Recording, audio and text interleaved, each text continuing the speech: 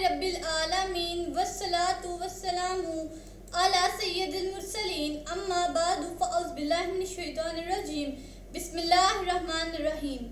हमारी किसी भी वीडियो में कोई भी एक लफ्ज़ भी आप ऐसा ना पाएंगे जो अल्लाह ताला के हुक्म और उसके नबी करीम सल्लल्लाहु अलैहि वसल्लम की तालीमात से हटकर हो।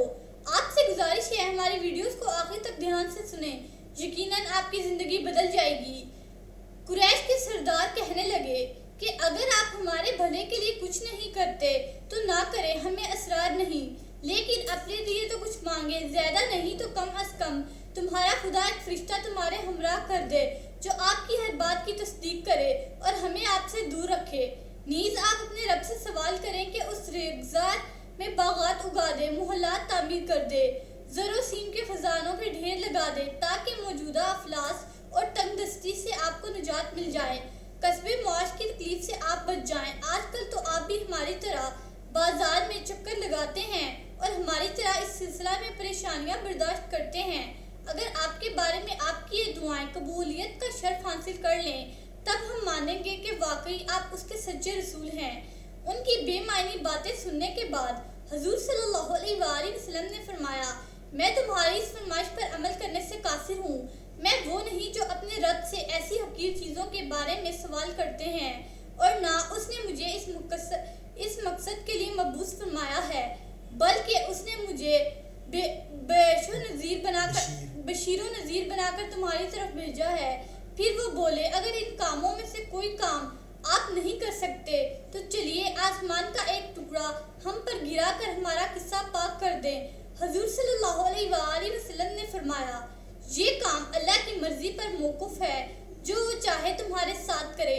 उनके इन मुतलबात को कुरान करीम में मुख्तलिफ मुकामात पर जिक्र किया गया है। सूरह असरार की मंदरजा जेल आयात में तकरीबन इनके सारे मुतालबात यकजा कर दिए गए हैं। इरशाद खुदाबंदी है।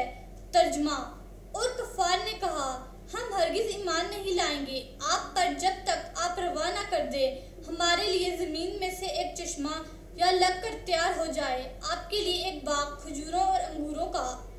फिर आप जारी कर दें नदियाँ जो इस बाग में हर तरफ बह रही होंगी, या आप गिरा दें आसमान को जैसे आपका ख्याल है हम पर टुकड़े टुकड़े करके, या आप अल्लाह ताला और फरिश्तों को बेनकाब करके हमारे सामने ले आएं, या तामीर हो जाए आपके लिए एक घर सोने का, या आप आसमान पर चढ़ जाएं, बल्कि हम तो इस पर भी ईमान नहीं लाएंगे कि आप आसमान पर चढ़ें, यहाँ तक कि आप उतार लाएं हम पर एक किताब जिसे हम पढ़ें।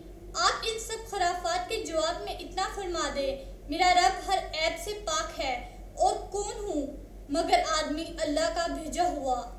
आखिर में उन्होंने कहा कि हमने तहकीक की है, हमें पता चला है कि यमामा का एक शख्स जिसका नाम रहमान है वो आपको ये सब कुछ सिखाता है, आप उससे सीख कर हमें सुना देते हैं। हम बाखुदा रहमान पर हरगिज ईमान नहीं लाएंगे।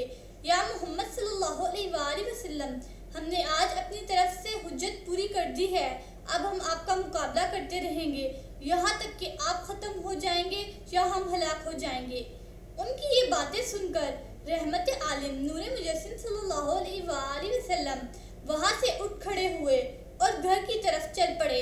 हुजूर सल्लल्लाहु अलैहि वसल्लम के साथ ही हुजूर सल्लल्लाहु अलैहि वसल्लम की फूफी आतिका बिनते अब्दुल मुत्तलिब का लड़का अब्दुल्ला बिन अमिया बिन मुगीरा भी साथ उठा और हुजूर सल्लल्लाहु अलैहि वसल्लम के साथ साथ चल पड़ा। रास्ते में उसने हुजूर सल्लल्लाहु अलैहि वसल्लम को कहा, या मोहम्मद रूही फदाक, मेरी कौम ने बहुत सी तजवीज़ें आपके सामने पेश की, आपने इनमें से कोई तजवीज़ नहीं मानी। फिर उन्होंने अपने लिए चंद मुतालबात किए, वो भी आपने मुस्तरद कर दिए। फिर यहाँ तक कहा, अगर आप हमारे लिए कुछ नहीं मांगते तो आपकी मर्जी, अपने लिए तो अपने रब से बागात, मोहल्लात और खजाने मांगिए।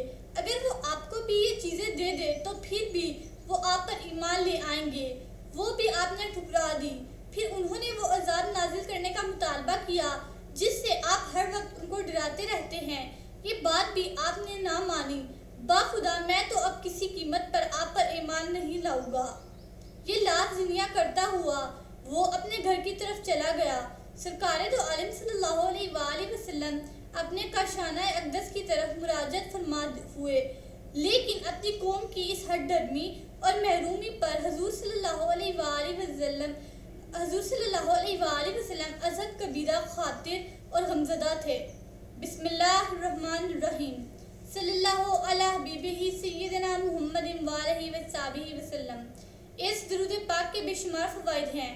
اس درود پاک کو کثرت سے پڑھنے والے کو دین و دنیا میں کسی چیز کی کمی نہیں رہتی۔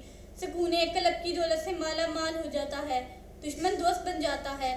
اگر کوئی چاہے دل کی کدورت، کینہ، دل کا میل، بغض، حسد اور اخلاق رذیلہ دور ہو جائے تو اس درود پاک کو کثرت سے پڑھیے۔ This درود has numerous benefits. There is no lack of anything in a religion and a word for reciters. Peace becomes rich with the wealth of the heart. An enemy becomes a friend. If anyone wants the darkness of heart, malice, anger, jealousy, dirt of heart, and ethical behavior get away, so recite this درود frequently. سیرت النبی صلی اللہ علیہ وآلہ وسلم کا یہ سلسلہ جاری رہے گا۔ حضرت محمد خاتم النبیین صلی اللہ علیہ وآلہ وسلم کی حیات طیبہ کا ہر ایک پہلو بیان کیا جائے گا۔ آپ سے گزارش ہے ہماری ان ویڈیوز کو دیکھتے رہیے۔ اللہ تعالی ہمارا اور آپ کا حامی و ناصر ہو۔ شکریہ۔